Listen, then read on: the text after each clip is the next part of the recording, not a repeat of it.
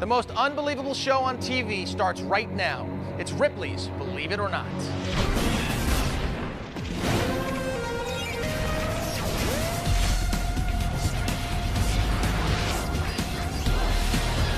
Tonight on Ripley's, this motorcycle backflip gone bad nearly crushed the rider to death. But that's not stopping X Game gold medalist Mike Metzger from going not for one, but 2 backflips in a row. I've seen a lot of guys completely upside down and smash themselves. Watch. Ripley's Extreme will have you seeing double. Baseball. This 2-year-old bottle-toting ball player performs like a pro, stunning kids 5 times his age. Now, he's about to meet his idol, pro pitcher Tom Glavine. Look out, tonight's Ripley's Kid is stepping up to the plate.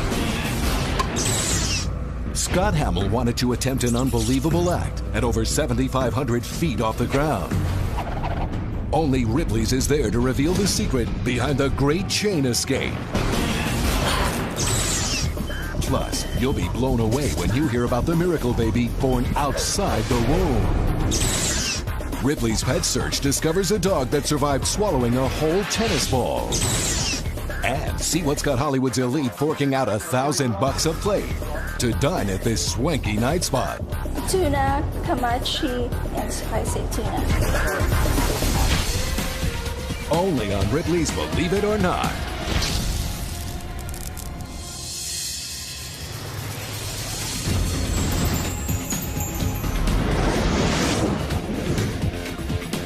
Hello and welcome to the Ripley's Warehouse. This first story is something that we call Ripley's Extreme. Mike Metzger has made a name for himself in the competitive world of motocross by nailing insane maneuvers that have put some of his buddies in the hospital. Well, tonight is no different. If all goes well, you're about to see Mike complete not 1, but 2 consecutive backflips on his motorcycle.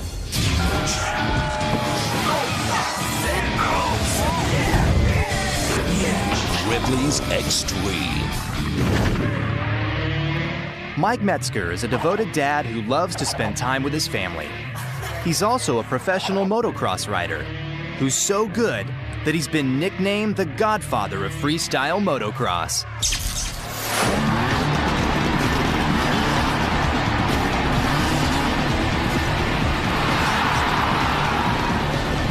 And today, Mike is attempting a backflip maneuver so dangerous that other riders have failed, with near catastrophic results. Because Mike isn't trying to pull off just 1, but 2 backflips back to back. I've seen a lot of guys attempt a backflip or try to do a backflip and they didn't do it. And, you know, I've seen guys come up completely upside down and smash themselves. From the time he was born, Mike was always on a motorcycle with his dad. By 3, he was riding by himself. And at the age of 6, he was already competing on a weekly basis. As Mike got older, he began traveling the world as a motocross racer. Then in 1998, freestyle motocross emerged, a new sport created when motocross racers traded breaking speed records for breaking bones while trying to outdo each other with soaring acrobatic jumps. Mike was instantly hooked. The biggest thrill for me on my bike is the freedom that I get from basically just forgetting about everything else that's going on. And it wasn't long before Mike had risen to the top of his field, becoming famous for his awesome aerial moves. Today, Mike's ready to prove why he's earned the nickname The Godfather by pulling his 230-pound bike to do back-to-back backflips. I push myself and others to limits that people don't believe we can be pushing those limits to.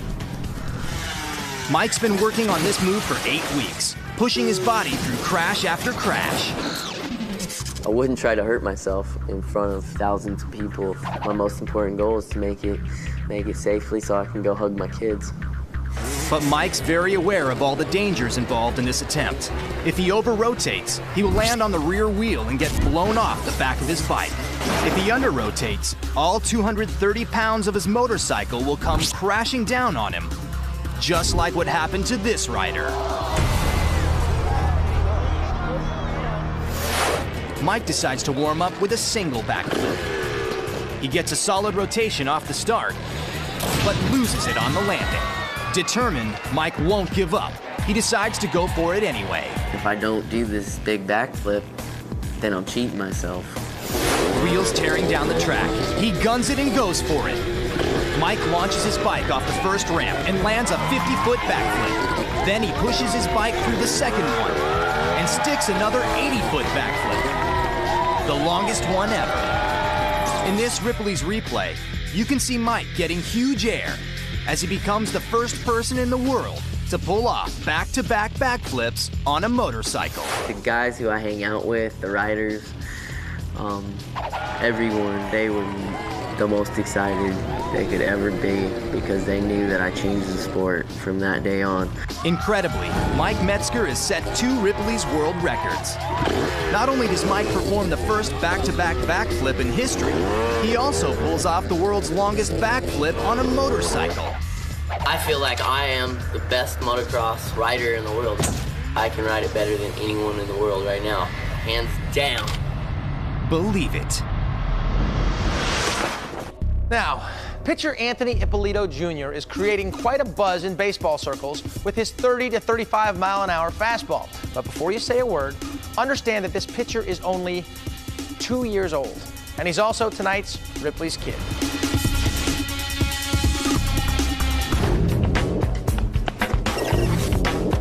Two-year-old Anthony Ippolito Jr. seems like the average toddler, playing in the pool and still drinking from a bottle. But this little guy's got big league aspirations. Because even though he's still in diapers, Anthony can slam the ball right out of his backyard.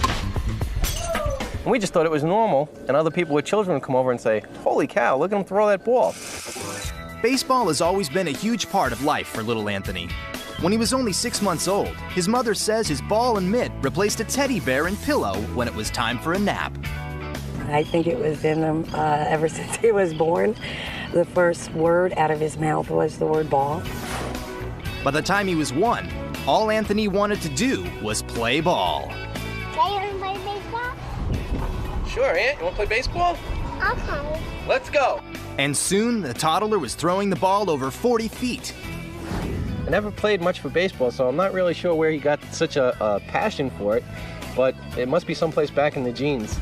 Incredibly, Anthony has become so good that he can pitch at speeds of up to 35 miles an hour from 25 feet away, and even hit fly balls over 40 feet. That's comparable to a pro ball player slamming it out of a major league stadium. He's very, very serious about it. And you'll see it when you look at his face, the intensity. To find out just how unbelievable Anthony really is, a local Little League team of 10-year-olds has agreed to allow this 2-year-old to join them for practice. Following a quick warm-up, Anthony is ready to show these ball players, who are 5 times his age, how to throw some heat.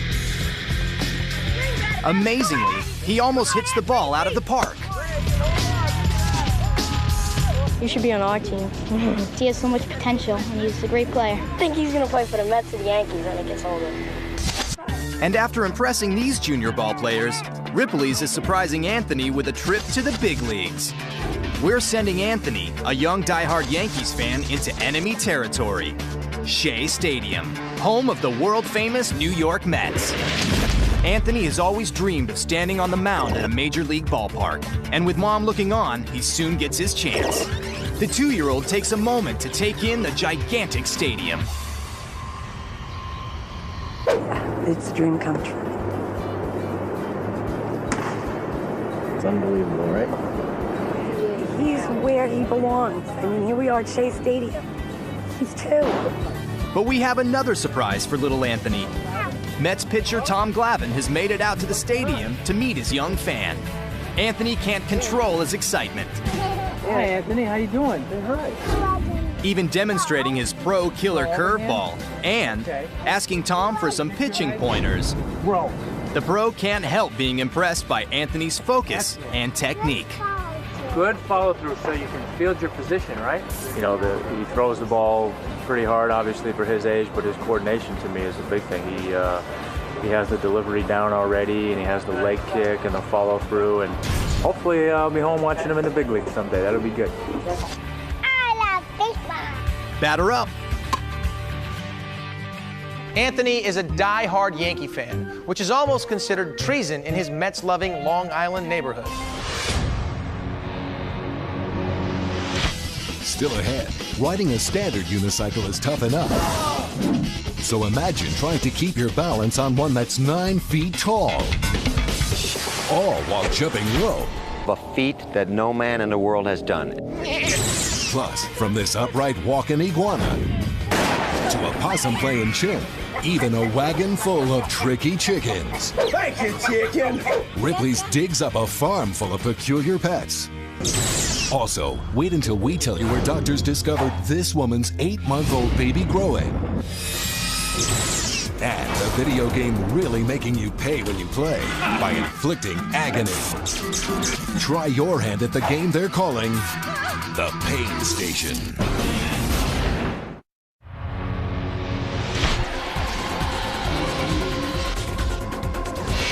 Welcome back to Ripley's Believe It or Not. Ripley's Unbelievable Acts. Chas Marquette is a cycling fanatic who sets his standards unbelievably high. Because, believe it or not, for the first time anywhere, Chas is about to attempt to ride atop a 9-foot unicycle, all while jumping rope. You're going to see me attempt a feat that no man in the world has done. As one of the top unicyclists in the world, no challenge is too big, and no cycle too small for Chas.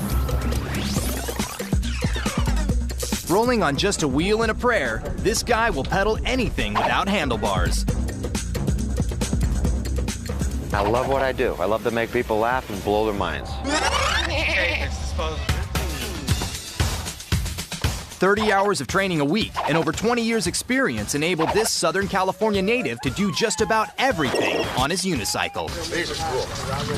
And today, at the famous boardwalk in Venice Beach, California, Chas will combine his pedaling prowess with an equal passion for jumping rope. I'm going to attempt to do 10 skips of the rope on a 9'2" unicycle with no bungee cord, no toe clips, nobody turning the rope, just one sheer animal. Just riding a unicycle this tall takes a lot of skill and unbelievable balance. One wrong move could send Chas slamming headfirst into the pavement. And adding a jump rope into the mix makes his attempt even more dangerous. He's dealing with over 20 feet of rope that could easily get caught on his unicycle and cause him to lose his balance. The challenge that I'm going to face today is wind. The rope catching on the wheel. If you come off to the back and you land on your head, you could be seriously hurt. But Chas has lived through years of thrills and spills to get to this point. And although few can match his cycling skill, his desire to be the best hasn't come without a price. His rigorous training has cost him hundreds of falls and dozens of injuries. Slipped off and I landed on my feet to my tailbone and fractured both heels and my right ankle. And I still suffer heel pain in both heels.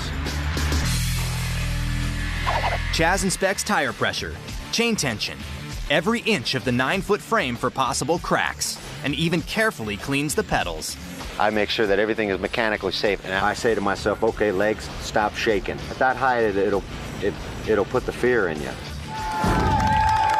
With a crowd cheering him on from a comfortable distance of nearly 30 feet, Chas climbs on to the towering cycle and takes his position. Waiting for the perfect moment, he goes for it. The 23-foot rope gets tangled around Chas's body, and he falls to the ground. Shaken, but okay, he decides to try again. I want it, guys. Believe me, I want it.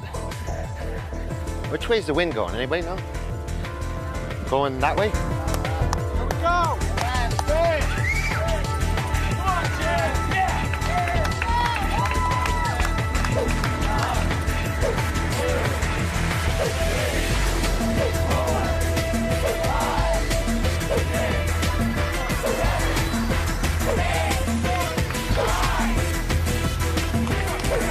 And he's got it. Completing 10 flawless jumps, Chas Marquette becomes the first person to ever jump rope riding a 9-foot tall unicycle. A truly towering achievement. Yeah! And one very, very well-coordinated, unbelievable act. Thank you! Believe it.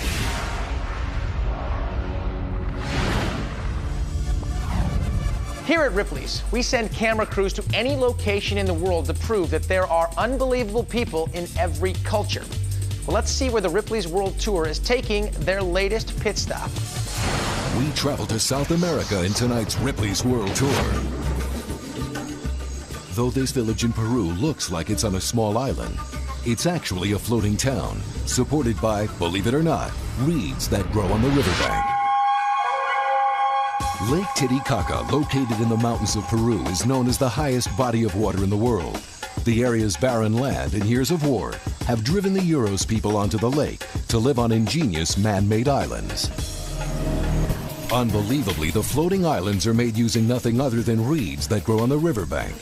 In fact, almost everything on the island is made from the reeds, including ropes, boats, and even the houses, leaving this displaced community living high but dry on the continent's largest lake. Believe it.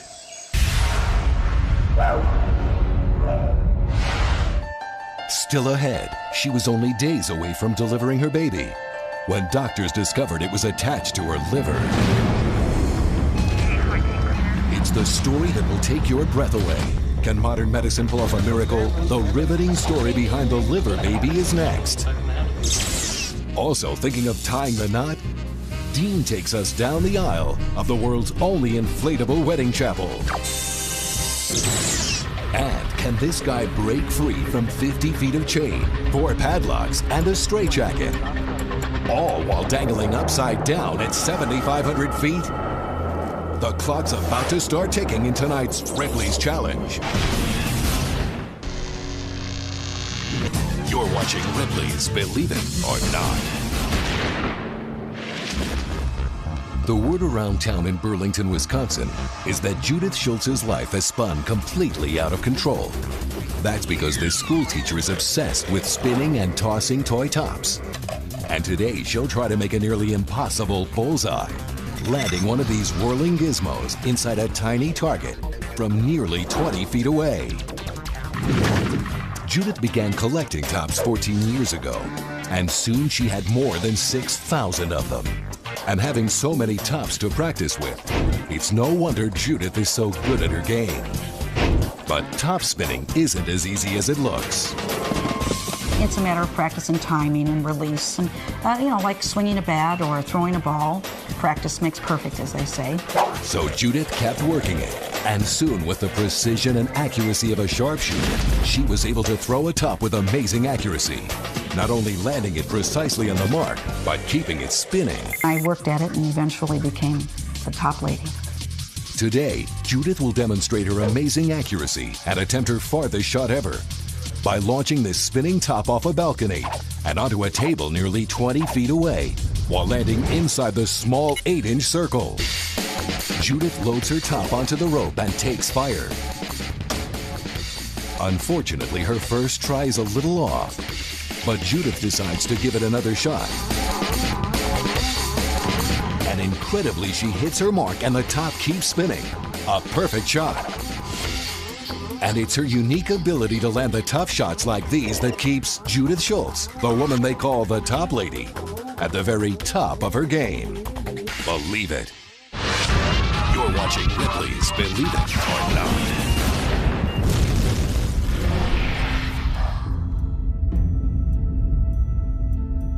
Tonight we have an unbelievable story about a miracle baby. The odds of survival for babies like little Nala Sisi are staggering. And that's because she was not carried in her mother's womb. Take a look.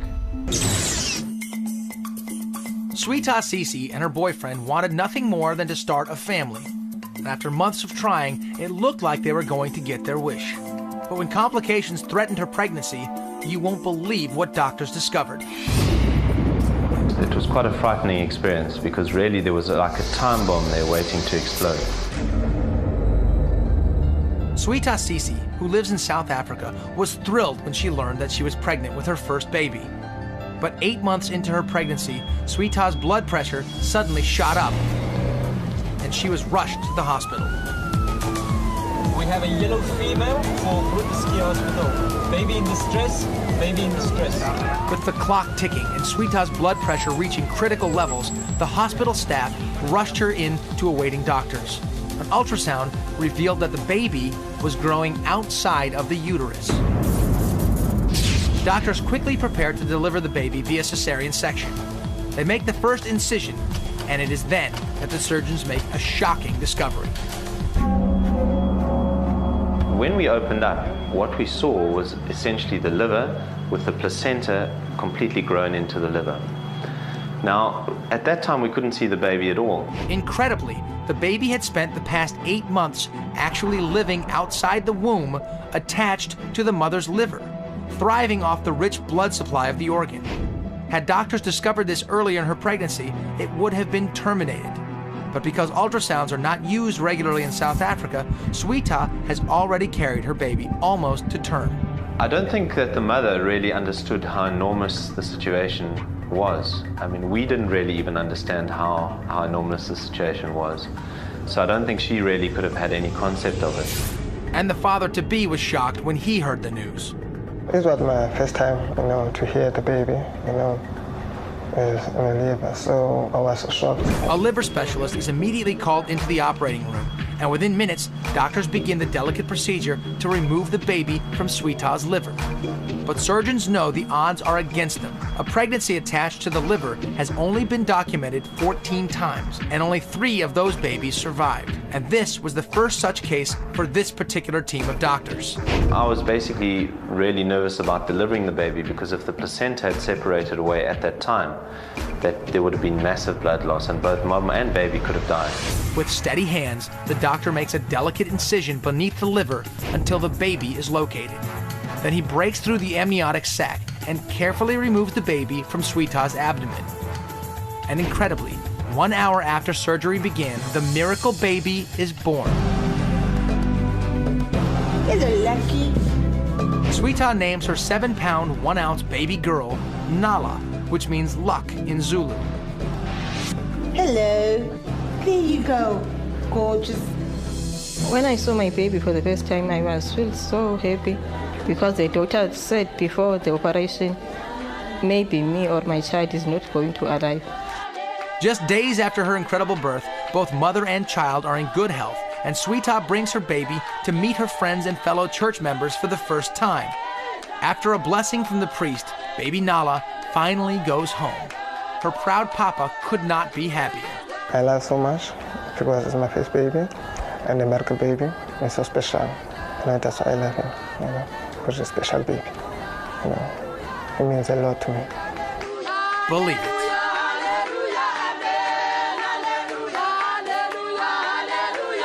Unbelievable.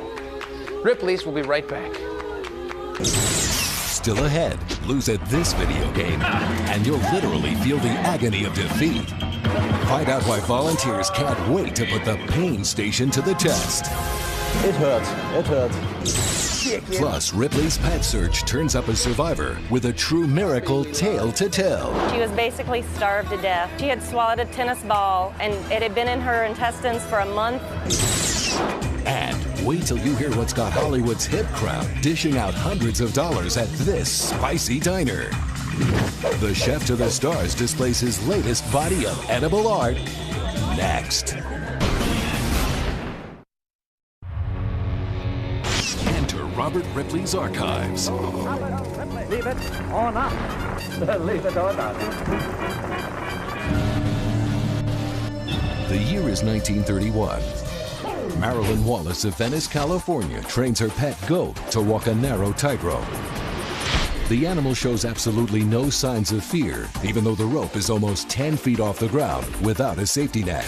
Due to their split hooves, goats naturally have an extraordinary sense of balance, which allow them to travel terrain that no other animal can. So compared to the sheer cliffs he's used to, a tightrope walk is a cakewalk for this goat. Amazingly, Marilyn gets her goat to perform this unbelievable demonstration after only a few months of training. Leave it or not. If you're having trouble securing a church for your wedding, a fellow from Britain has the solution. Michael Gill is the creator of the world's only inflatable church, complete with a blow-up altar, an organ, and pews. Its 47-foot steeple was too tall to erect in here, but the structure inflates in just 10 minutes and can be shipped anywhere in the world for any occasion. This video shows the first time that the church has been inflated here in the United States. Why don't you take a look at this next story while I pack up the church.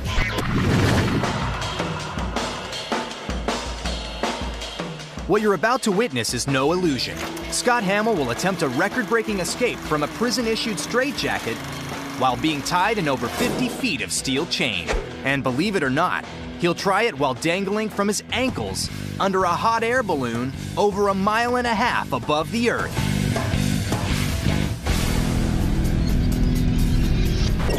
Since he was a little kid, Scott has always been interested in magic, especially the art of escape. And for the past 5 years, he's been perfecting his skills. And now, at the age of 18, his ability to maneuver his body out of any straitjacket has earned him the reputation as one of the world's greatest living escape artists. Scott is now ready to attempt his most dangerous escape ever. He and his crew will launch in a specially equipped hot air balloon. Then, for the first time ever, tied in a straitjacket and bound with over 50 feet of steel chain and 4 padlocks, Scott will be lowered upside down, 15 feet below the balloon basket, where he will fight to free himself. Scott and his family have so much confidence in his skills that his parents are dipping into his college fund to finance this attempt. Most teenagers, if they said, "Hey mom, I want to hang upside down 10,000 feet out of a hot air balloon and set a world record," they'd say, "What are you, nuts? Get out of my family." But she was just there, "Hey, that's kind of cool. We'll have some fun with this." But Scott knows that in order to successfully complete this challenge, he'll have to push himself to the extreme, both mentally and physically. If I pass out up there a couple minutes without oxygen to my brain, and I could either die or suffer severe brain damage. Today, everything is set for Scott's record-breaking attempt. And I just called the automated, and we've got 3 miles down here. So I think we're good to go. With a storm front on the way, Scott's pilot decides that they will have only a small window of opportunity to get the balloon in the air. Scott is cinched into his straitjacket. It's an uncomfortable fit, but for this attempt, it has to be as secure as possible. Now he is bound by over 50 feet of steel chain, and finally, it's secured with 4 padlocks. Scott is lifted into the basket, and it's time for takeoff. Okay, I'm gonna start climbing on out of here. Hey guys, we're ready! The balloon begins moving away at over 25 miles per hour as it gains altitude. Hey Roy, we're catching a hard right and picking up speed. We're cruising through 7,000 right now. Passing the 7,500-foot mark, Scott prepares to be lowered out of the basket. I can't believe I'm actually doing this, man. I can't believe you're doing any of this, Scotty.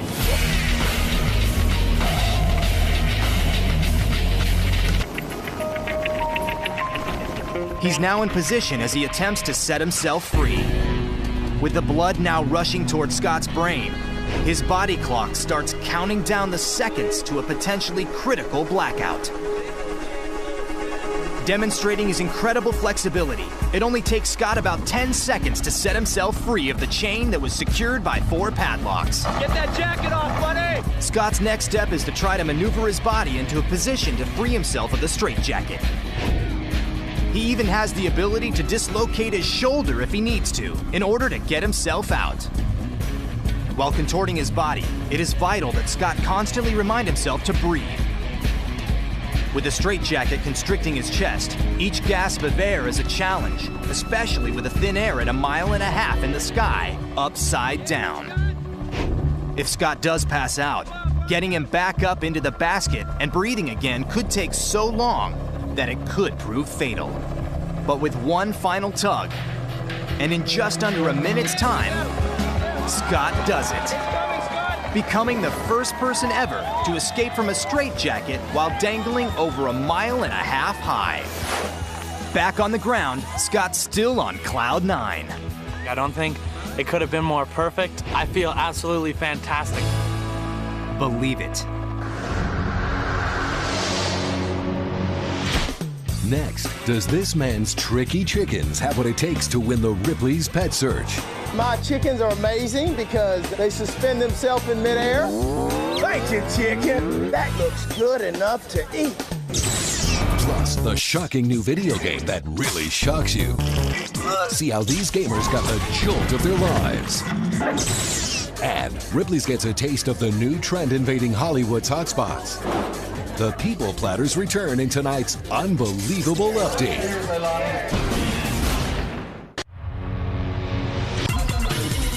You're watching Ripley's Believe It or Not. These people are playing with something so shocking, so painful, it can even cause a heat sting to your skin. And believe it or not, it's a video game. It hurts. It hurts. We see that it's really an intense gaming experience because under the threat of pain, winning is much more fun. Volker Roy and Tilman Raif are two German college students who have created what they call the Pain Station. It's an intense gaming experience in which two players inflict pain on one another while playing a video game. It hurts. It hurts. Here's how it works. One hand is on a control knob. The other hand is flat on the execution unit. If you miss a shot, it triggers a whiplashing, a heat sting, or an electrical shock. The first person to pull their hand away loses. Volker and I was kind of bored of hanging in front of the TV and playing video games and being so passive about it. So we thought about how could we bring in the body into the video game and make video gaming a more physical experience. While you won't see this prototype in your local arcade, when their game did make its first public debut, volunteers gathered around for a chance to play. It's fascinating to try pain in the form of a game and against an opponent. Good game. If you fail, if you make a mistake, then this thing comes out and it hurts. And for these people, game over couldn't come fast enough.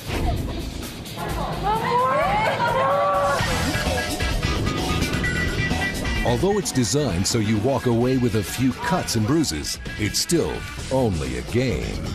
People like playing Pain Station because it's fun, it's action. That's what you need in modern video games. Believe it.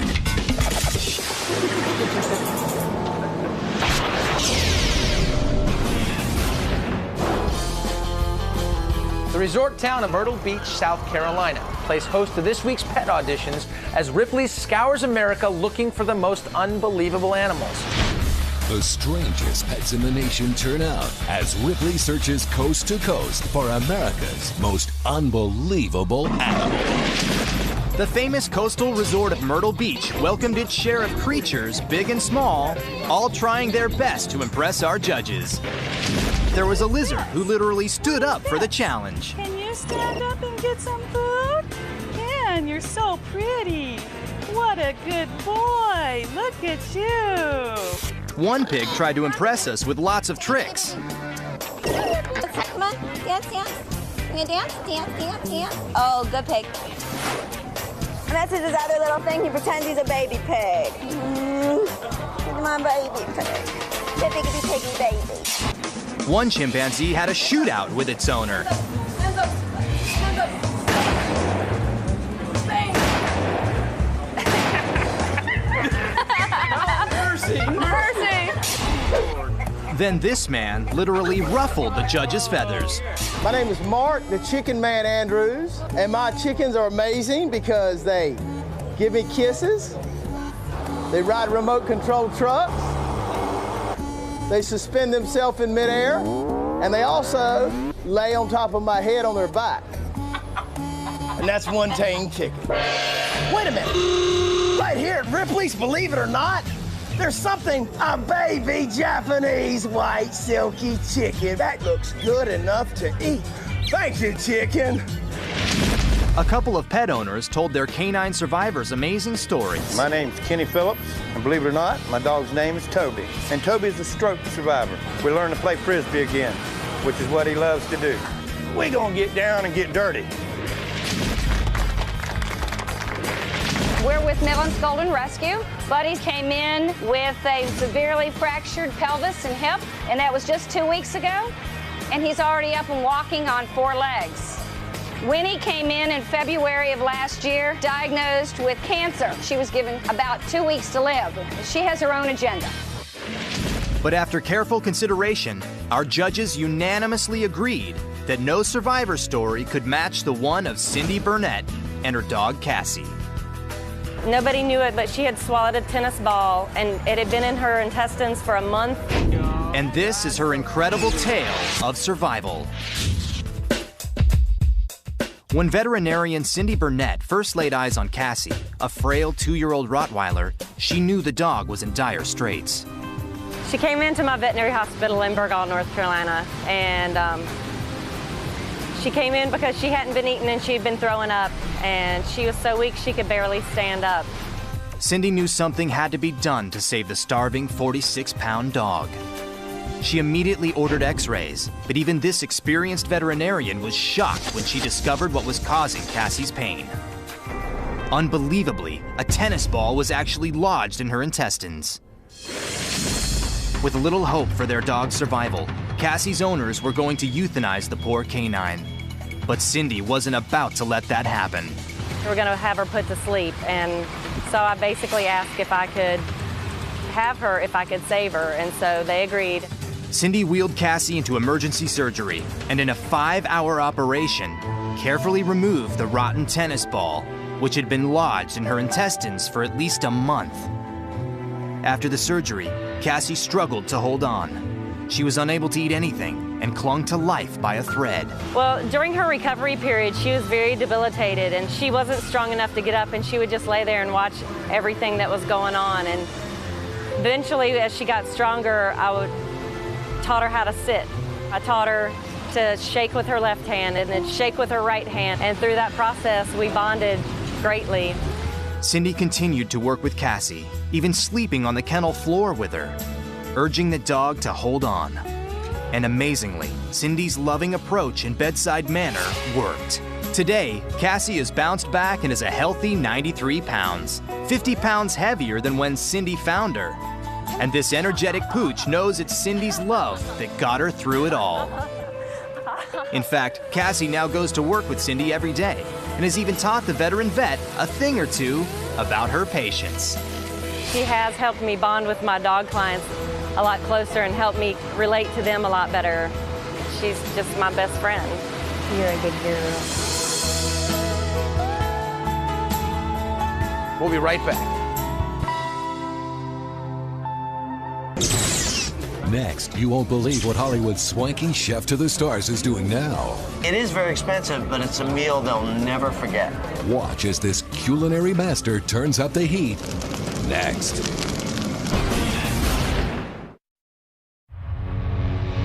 Stories you can't imagine, people you won't believe. Ripley's been heated or not.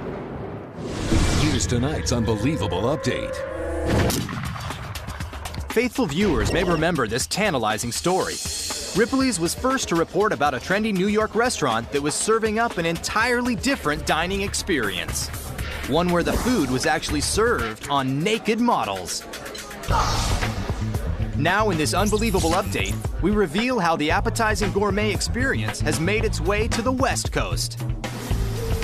Tonight, celebrity chef Gary Arabia will host an upscale party at his restaurant, Global Cuisine, in the heart of Hollywood. She's gonna come out now, and then we're, of course, going to drape her in tea leaves, oba leaves, and wonderful, wonderful, magnificent sushi to make the ultimate in centerpieces. With guests paying up to $1,000 a plate, this one-of-a-kind feast will require a great deal of preparation, as Gary transforms this model into a work of art. Gary first places the tea leaves on the model's body. This will keep the food hygienic by preventing the sushi from directly touching her skin. He then carefully arranges the sushi on and around his live human serving tray. From spicy tuna rolls to eel sushi, even various types of sashimi are strategically placed on the model's body. Spicy tuna, tuna, kamachi, and spicy tuna. Dinner is served. And while these diners are frozen in awe from the beauty of this culinary masterpiece, it doesn't take long before they delve in. It's really incredible because it's this whole idea of kind of food as art. So I feel like it's taking dining to this totally different level. It takes a moment to kind of get used to it. You're not used to dining in a restaurant. In a setting, there's a woman on the table, dressed in sushi. I would definitely do this again. I sure would. In fact, I would book her for a party. This has been a very unique and sensual and exotic experience. A one-of-a-kind dining experience that you saw here first. Believe it. It's a beautiful carrier of sushi.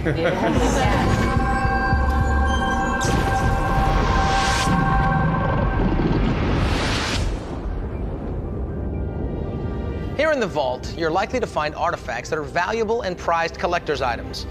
Like this is a gun that you've probably never seen before. It's a handcrafted 18th century nobleman's musket.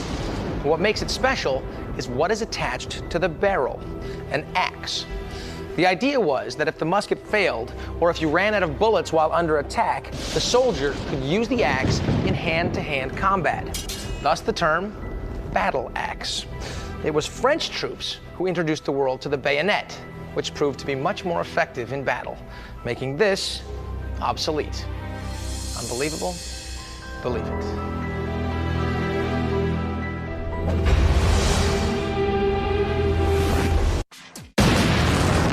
Some people will do anything for money. Fear Factor, tonight at 7, only on Chiller. Scary good. 12 makeup artists go head-to-head. This challenge is vile. I love it. In a battle of imagination and transformation. I'm a very big fan of your work. Face Off Memorial Day Marathon. All day tomorrow starting at 6 a.m. on Chiller. Scary good.